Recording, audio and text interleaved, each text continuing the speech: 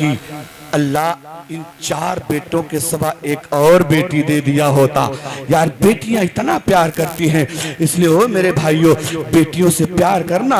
एक पीर साहब के पास एक बंदा गया दुआ कराने के लिए, कहने लगा हुजूर दुकान नहीं चल रही है, मकान नहीं चल रहा है, दुआ कर दे। पीर साहब ने कहा तेरी माँ जिंदा है? अगर माँ जिंदा है तो पीर को छोड़ जा, अपनी माँ से दुआ करा ले। वो कहने लगा हुजूर माँ का इंतकाल हो गया है। पीर साहब ने कहा तेरी बहन जिंदा है? जा अपनी बहन से दुआ करा ले। तो वो कहने लगा हुजूर बहन कभी बहन है ही नहीं कोई। पीर साहब ने कहा जा तेरी बेटी है, अपनी बेटी से दुआ करा ले, अपनी बेटी से। कहने लगा हुजूर बेटी बड़ी छोटी है, बेटी बड़ी छोटी है। कहने लगे वो छोटी बेटी से कह दे अपने बाप के लिए दुआ कर दे। जब छोटी बेटी अपना हाथ रब की बारगाह में उठाती है तो रब की रहमत ये कहती है फरिश्तों गवाह हो जाओ, बेटी अपने बाप के लिए दुआ मांग रही है। हाथ नीचे पाट में जाएगा, दुआओं को कबूल पहले कर लिया जाएगा, दुआओं को कबूल पहले कर लिया जाएगा। इसलिए मेरे भाइयों, बेटियां बड़ी अजीम होती हैं। दुनिया में बेटियां बहुत है, लेकिन एक बेटी और है जिसको फातिमा कहा जाता है। एक बात और बता दे, खत्म कर दें, सुनेंगे थोड़ी देर, 2-4-5 मिनट और। घबरा तो नहीं रहना, जोर से कह दे सुभान अल्लाह। पैसे खत्म हो गए कोई दिक्कत नहीं, जबान सलामत है ना, बस जबान सलामत रहनी चाहिए। और सुनो, एक बार सुभान अल्लाह कहते हैं तो अल्लाह 90 नेकी देता है। कितनी देता है? हाँ जोर से बोले, कितनी देता है? इनाम नहीं देंगे तो घाटा हमारा, और सुभान अल्लाह नहीं कहेंगे तो घाटा हमारा होता रहता है। लेकिन आपको अपना कराने की जरूरत नहीं, मुस्कुराइए और जोर से कह दीजिए सुभान अल्लाह। सुने, बेटियों की अजमत क्या होती है। आज हम जब बेटियों की शादियां करते हैं ना, मुझे यकीन है शहजाद भाई ने बहुत अच्छी तरबियत की होगी अपने बच्चों की, और बच्चों से मिलने से ही पता चलता है कि बच्चों में अखलाक कितना अच्छा है। दौलत कमाना हर कोई कमा लेता, ऐरा गैरा भी दौलत कमाता है, लेकिन दौलत के साथ साथ बच्चों की सही तरबियत कर पाना यह माँ बाप की जिम्मेदारी होती है। माँ बाप की जिम्मेदारी होती है। आज हम अपनी बेटियों की शादियां करते हैं ना, तो कुरान तो बच्चियों को देते हैं, लेकिन वो ले जाके इतनी ऊपर रख देती है कि पूरी जिंदगी वहां तक हाथ नहीं पहुंचता। जबकि मुस्तफ़ा जान रहमत फरमाते हैं कुरान देखना इबादत, कुरान छूना इबादत, कुरान चूमना इबादत, कुरान पढ़ना इबादत, कुरान को सीने से लगाना भी इबादत। इबादत हमें अपनी बेटियों को बताना चाहिए, बेटी हर काम से फुर्सत निकाल के आधा पारा सही, एक पाव सही रोज कुरान जरूर पढ़ लेना। जो बेटी रोज कुरान पढ़ती है अल्लाह उसकी जिंदगी में खुशहाली अता फरमा देता है। अब जरा तवज्जो करें, बेटियां क्या होती हैं। शादी होती है ना, एक बहुत कीमती बात बता के मैं अपनी गुफ्तगू खत्म करूं शहजाद भाई, तवज्जो करें। बेटियां क्या होती हैं, कैसे हमको अपनी बेटियों की परवरिश करना है। हर घर में कभी ना कभी थोड़ा बहुत अनबन हो जाती है ना, होती नहीं होती? आप लोगों की बीवियों में कभी झगड़ा लड़ाई हो जाता नहीं होता? सब में हो जाता, बताओ चाहे ना बताओ, हम जानते हैं कि सब में होता है ज्यादा नहीं होता। हाँ, सबकी बीवियां लड़ती हैं भाई। अरे तुम अपनी के चक्कर में ना पड़ो, हमारी वाली भी लड़ती है। हाँ हाँ, उन्होंने लड़ाई का बाकायदा सर्टिफिकेट लिया हुआ, वो सबकी लड़ती हैं, उसमें कोई शक शुबे की बात नहीं है। बस हमारी तुम्हारी लड़ाई में फर्क क्या होता पता है? तुम्हारी वाली लड़ती है तो उठाते 2 हाथ का डंडा धम धम धम धम बरसा के किनारे कर देते हो। अब वो इतनी चुड़ैल होती है ना कि टेढ़ी टेढ़ी पड़ी है, मार खाए पड़ी है, बदन चूर चूर है चोट से, फिर कहती है अच्छा अब्बा के असली पेशाब के हो तो अब की बार मार के दिखाओ। तो कहता अच्छा रुको, फिर उठा के धमकाता है, फिर टेढ़ी टेढ़ी पड़ी है, बोले अपनी बुआ के दूध पिए हो तो फिर मार के दिखाओ, मार के बिल्कुल पटरा कर देता है। और हम लोगों की बीवियों में फर्क क्या होता है पता है? जब वो गुस्सा होती हैं, बर्तन गर्म हो जाता है तो हम लोग चुपके से घर से बाहर निकल जाते हैं कि थोड़ी देर के लिए बाहर चलो, अभी बर्तन ठंडा हो जाएगा, मामला शांत हो जाएगा। समझ, यही शरीयत का तरीका है। शरीयत का तरीका ये है कि बीवी नाराज हो जाए तो शौहर घर से बाहर चला जाए, थोड़ी देर के बाद वो गुस्सा ठंडा हो जाए। और अगर शौहर नाराज हो जाए तो बीवी को हुक्म ये है ना कि वो अपने कामों में लग जाए, शौहर को छेड़े नहीं, शौहर को छेड़े नहीं, अपने काम में लग जाए थोड़ी देर के लिए, अभी सब मामला शांत हो जाएगा। लेकिन होता क्या पता है, अगर शौहर नाराज है और बीवी अपने कामों में नहीं लगती, हर काम करेगी तो शौहर के किनारे किनारे घूम घूम के, बर्तन वहां से लेगी उधर से घूम के लेके जाएगी, झाड़ू यहीं लगाएगी, मतलब कोई ना कोई काम करके उसको छेड़ने पे लगी है। अच्छा वो कहता देखो हट जाओ, दिमाग बहुत खराब है, चली जाओ वरना अब बात बिगड़ जाए। तो कहता बिगाड़ के दिखाओ, बिगाड़ के दिखाओ। बस वो 1-2 तलाक नहीं देता शहजाद भाई, दर्जन भर देता, दर्जन भर तलाक देता है। उसके बाद मुफ्ती साहब को फोन करेगा, हजरत हम बहुत गुस्से में रहे। अबे तो कोई मोहब्बत में तलाक देता है बेवकूफ, तलाक देता ही तो गुस्से में। नेपालगंज में हमारे पास एक आदमी आया नफीस बाबू, वो कहने लगा हजरत हम इतने गुस्से में थे कि हमने बीवी को तलाक दे दिया। हमने कहा बेवकूफ इतने गुस्से में था तो गोबर को रबड़ी समझ के क्यों नहीं खा गया?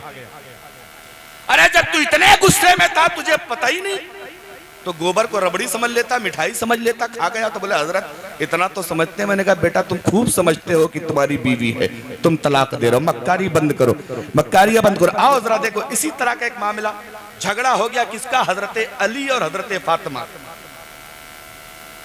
हजरत अली और हजरत फातिमा में अनबन हो गई। हजरत अली घर से निकल के बाहर चले गए, फातिमा रोने लगी, रोने लगी, रोते रोते पर्दा ओढ़ा नबी की बारगाह में पहुंच गई, मुस्तफ़ा जाने रहमत की बारगाह में पहुंच गई। और पहुंचने के बाद अंदर से दरवाजा बंद है। हजरत अली गुस्सा होके घर से बाहर गए, दरवाजा बंद है। हजरत फातिमा ने दरवाजा खटखटाया, अंदर से आवाज है कौन? जवाब मिलता है मैं हूं या रसूल अल्लाह। नबी फरमाते कौन मैं, कौन मैं? हजरत फातिमा बड़ी ताज्जुब में कि मुस्तफ़ा मेरी आहट सुन के मुझे पहचान जाते थे, आज मैं बोल रही हूं नबी नहीं पहचान रहे, नबी पहचानने से मना कर रहे हैं। उन्होंने कहा आपकी बेटी हुई या रसूल अल्लाह। नबी फरमाते कौन मेरी बेटी? हजरत फातिमा की अब हालत खराब हो रही है, कहने लगी या रसूल अल्लाह आपकी बेटी फातिमा हो। नबी फरमाते कौन मेरी बेटी फातिमा? मैं नहीं जानता किसी फातिमा को। अब हजरत फातिमा रोने लगी, दरवाजा पकड़ के कहती है या रसूल अल्लाह हसन हुसैन की अम्मी हूं, दरवाजा खोल दे। नबी फरमाते मैं नहीं जानता किसी हसन हुसैन की अम्मी को। आखिर में हजरत फातिमा कहते हैं या रसूल अल्लाह मैं अली की बीवी हूं, अली की बीवी। नबी फरमाते हैं अगर तुम अली की बीवी हो तो जाओ पहले अली को राजी करके आओ। जब तक अली राजी नहीं होंगे तब तक नबी का दरवाजा खोला नहीं जाएगा। जब तक खुद अली को राजी करके नहीं आओगी तब तक बाप का दरवाजा नहीं खोला जाएगा। जाओ पहले अली को राजी करके। हजरत फातिमा रोती हुई वापस चली गई, मुस्तफा ने दरवाजा नहीं खोला, वापस चली गई। घर में बैठ के रो रही हैं। नबी को रहम आ गया, तरस आ गया।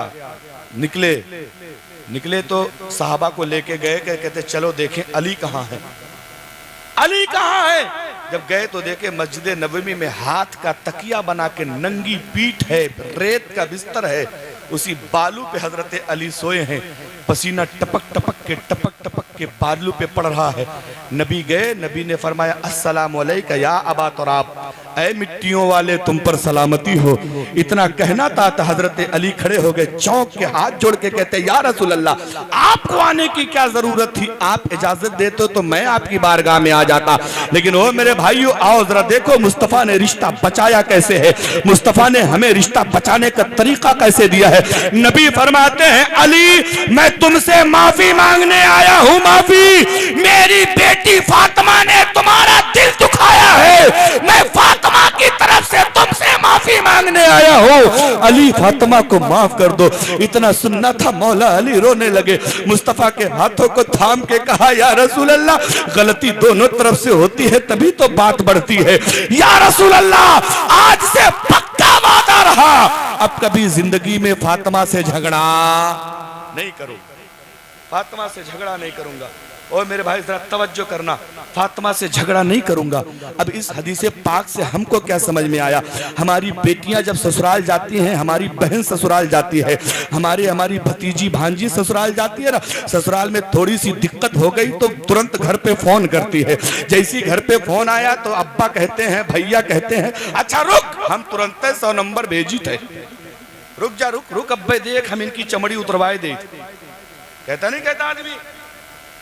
ईमानदारी से बताओ, तुमने अपने दामाद को जेल भिजवाया, तुमने अपने बहनोई को जेल भिजवाया, थाने में बुला के 10-20 डंडे मार खिलाए, और ओ मेरी बहन अब तो भाइयों की जरूरत नहीं पड़ती, वो खुद 100 नंबर लगा देते। जरा बताना ईमानदारी से, जिस शौहर को तुमने जेल भिजवाया, जिस शौहर की भरे मजमे में तूने इज्जत उतार दी, जिस शौहर को तुमने पुलिस के डंडे मार खिलाए, कौन सा मुंह लेके दोबारा उसी शौहर के घर में जाओ? कौन सा चेहरा लेके जाओगी? वो तुमसे मोहब्बत करेगा? जिंदगी में नहीं करेगा। इसलिए याद रखना, कभी कभार अनबन हो जाती है, मामला ज्यादा बढ़ जाए तो कुरान ने तरीका बताया है, 2-4 लोग लड़की की तरफ से, 2-4 लोग बड़े लोग लड़के की तरफ से बैठ के दोनों को समझा दे, मामला रफा दफा कर दिया जाता है।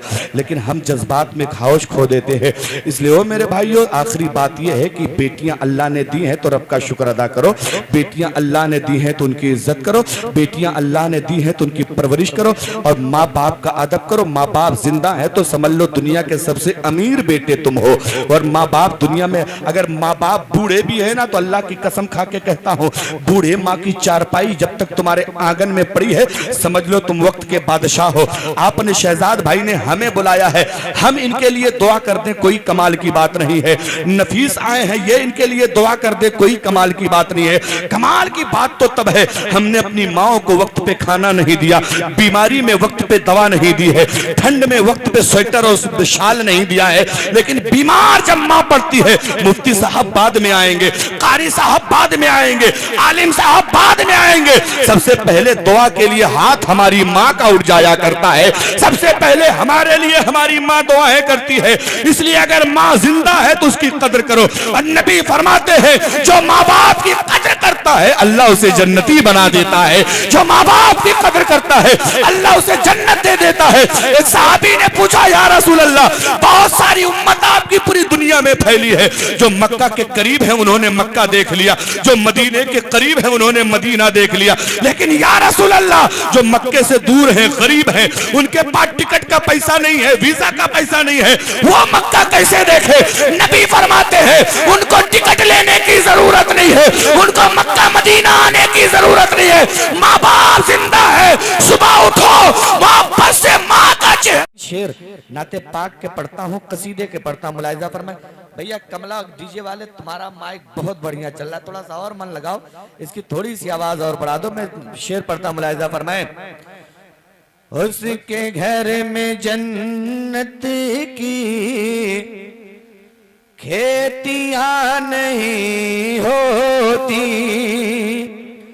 उसके घर में जन्नत की खेतियां नहीं होती, उसके घर में जन्नत की खेतियां नहीं होती, उसके घर में जन्नत की खेतियां नहीं होती।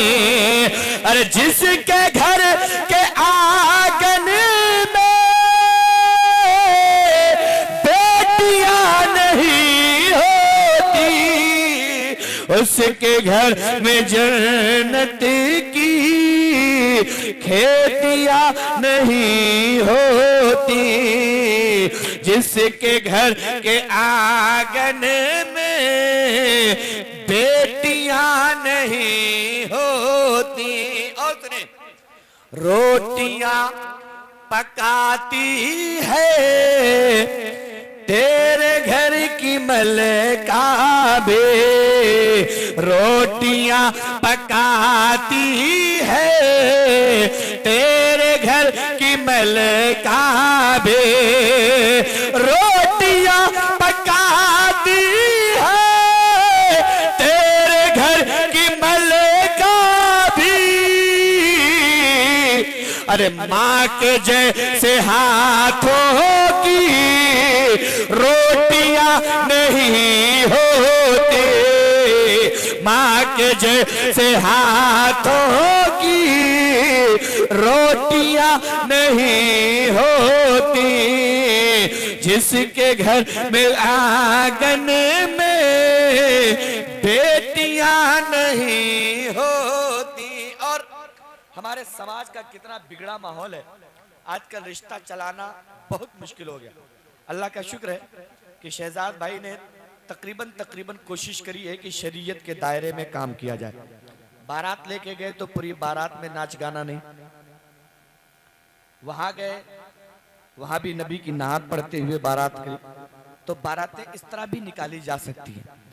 आज आप नानपारा की कोर्ट में चले जाइए, कचहरी में चले जाइए, तो सबसे ज्यादा अगर किसी का मुकदमा है तो तलाक का मुकदमा मुसलमानों का। रिश्ते चल ही नहीं रहे, आदमी समझ ही नहीं रहा एक दूसरे के रिश्ते को। क्यों नहीं समझ रहा? सुने, जिसके घर के आंगन में बेटियां नहीं होती इसलिए परेशान है आज उम्मते मुस्लिम, इसलिए परेशान है आज उम्मते मुस्लिम। क्यों?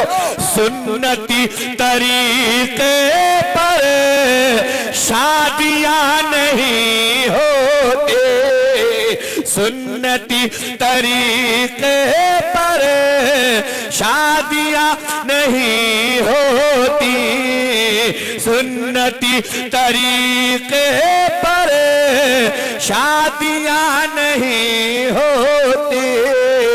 जिसके घर के आंगन में बेटियां नहीं होती। और आखिरी शेर, काश अगर यहां होते हजरत उमर मौजूद, काश अगर यहां होते हजरत उमर मौजूद, काश अगर यहां होते हजरत उमर फिर कहीं जमाने में चोरियां नहीं होते, फिर कहीं जमाने में चोरियां नहीं होती। जिसके घर के आंगन में बेटियां नहीं होती। दुरूद पाक पढ़ना सल्लल्लाहु अलैहि नबी सल्लल्लाहु ताला अलैहि वसल्लम, सलातो व सलाम अलैका या रसूलल्लाह सल्लल्लाहु ताला अलैहि वसल्लम। दोस्तों, अगर आप भी किसी बेटी के बाप हैं, आप भी किसी बहन के भाई हैं, आप भी किसी भांजी के मामू हैं, आप भी किसी भतीजी के चचा हैं, तो थोड़ी सी मेरी गुफ्तगू सुनना। अल्लाह के नबी फरमाते हैं, अगर बेटा पैदा हो तो नेमत है, बेटी पैदा हो तो अल्लाह की रहमत है।